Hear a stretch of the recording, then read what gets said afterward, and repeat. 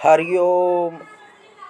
आनंद सांडिल्य के YouTube channel पर सभी दर्शकों का हार्दिक स्वागत करते हैं, हार्दिक अभिनंदन करते हैं।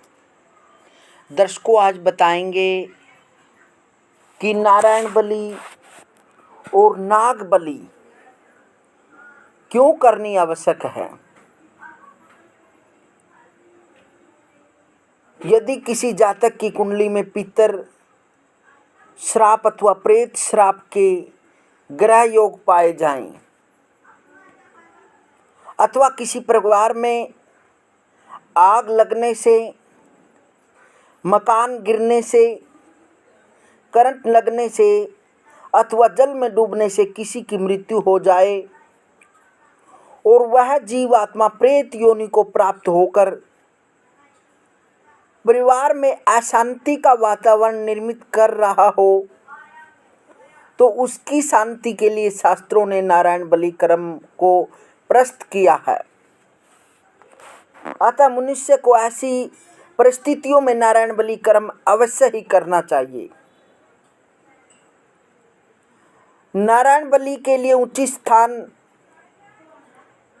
वैसे तो नासिक के पास त्र्यंबकेश्वर नामक स्थान पर नारायण बलि अधिकतर की जाती है, क्योंकि यहाँ पर 3 नदियाँ का संगम होता है।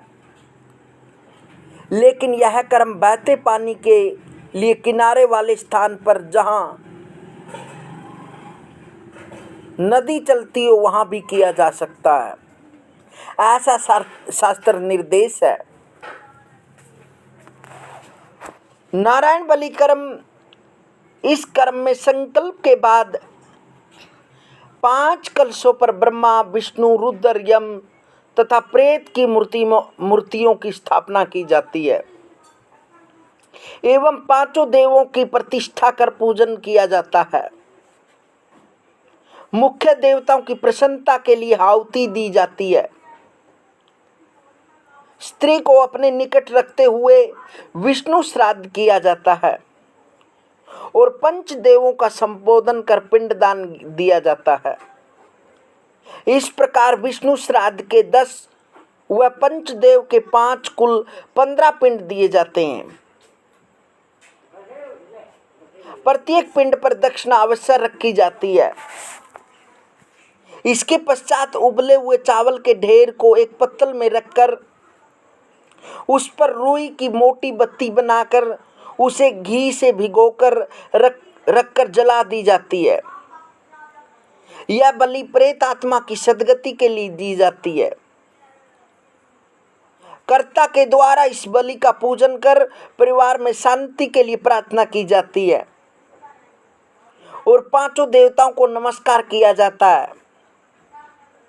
इसके बाद कर्ता इस बलि को पत्तल सहित एक सूखे खुले स्थान पर रख देता है। जब कोई कौवा आकर इसमें चोंच मार देता है तो बलि पूर्ण मानी जाती है। इस बलि के पूर्ण होने के बाद डाक की लकड़ी एवं नारियल से मनुष्य की आकृति का निर्माण होता है। इस पर आटे का गूथा हुआ एक गोला रखकर इस मनुष्य आकृति को पूर्ण किया जाता है। उस पुतले में प्रेत का निवास मानकर उसे नारायण नाम दिया जाता है। कर्ता सपत्नीक इस पुतले के सामने बैठकर ब्राह्मण के द्वारा पुतले की विधिवत प्राण प्रतिष्ठा कर उसकी पूजा की जाती है। विधि को पूर्ण कर कर्ता उस पुतले को शमशान ले जाता है और विधि पूर्वक उस पुतले का अग्नि संस्कार किया जाता है। पुतले को अग्नि देने के बाद जल का कलश लेकर उस चिता की 3 बार उल्टी परिक्रमा की जाती है। इसके बाद पास पड़े पत्थर पर उस कलश को इस प्रकार पटका जाता है कि वह टूट जाए। इस क्रिया के पश्चात तिलांजलि दी जाती है। फिर अवयव श्राद्ध किया जाता है। अवयव श्राद्ध के पश्चात विषम श्राद्ध किया जाता है।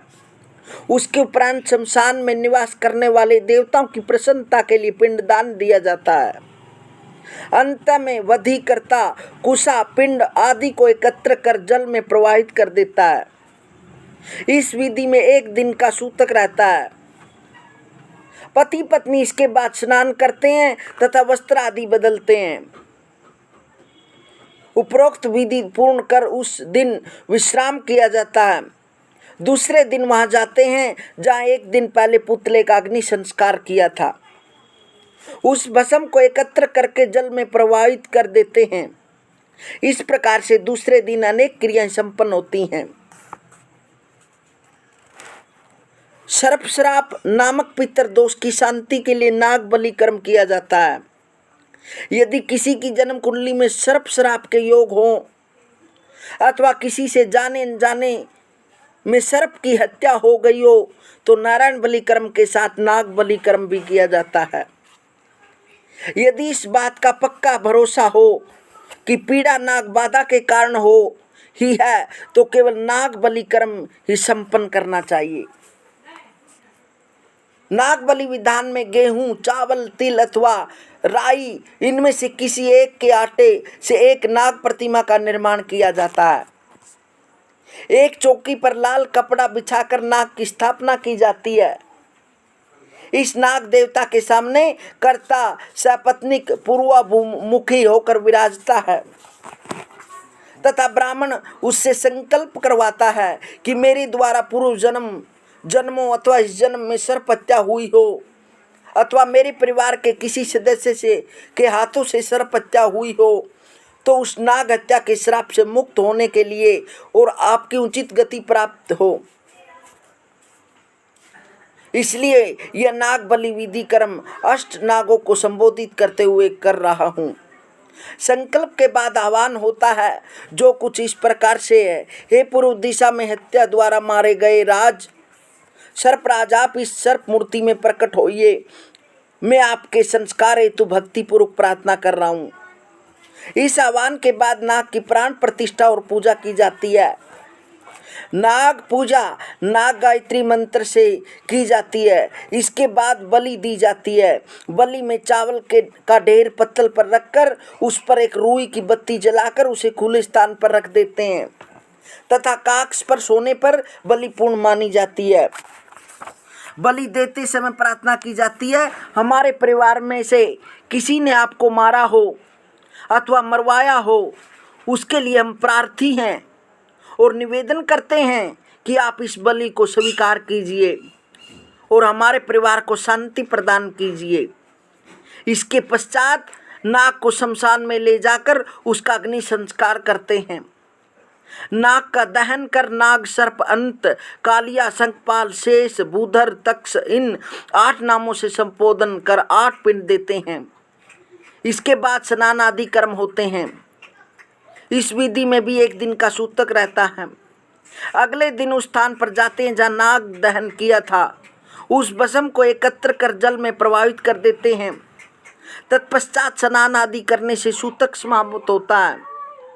इसके पश्चात ब्राह्मणों को भोजन करवाते हैं और उन्हें वस्तु और दक्षिणा आदि देकर संतुष्ट करते हैं। इसके बाद मंदिर जाकर भगवान के दर्शन कर ईश्वर से कार्य की सफलता की कामना करते हैं। इस प्रकार से नारायण बलि जब की जाती है जब कोई अकाल मृत्यु में मर जाता है या किसी दुर्घटना से किसी की मृत्यु हुई हो या वो किसी विष के कारण, सर्प के काटने से, अग्नि के जलने से या ऊंचाई से गिरने से या पानी में डूबने के कारण जिसकी मृत्यु हो जाती है तो उसके लिए नारायण बलि कर्म किया जाता है। नारायण बलि कर्म के नहीं करते जब तक वह प्रेत योनि में रहता है। उसके बाद नारायण बलि कर्म के बाद उस जीव आत्मा का मोक्ष हो जाता है। इस प्रकार से नारायण बलि बहुत ही आवश्यक है।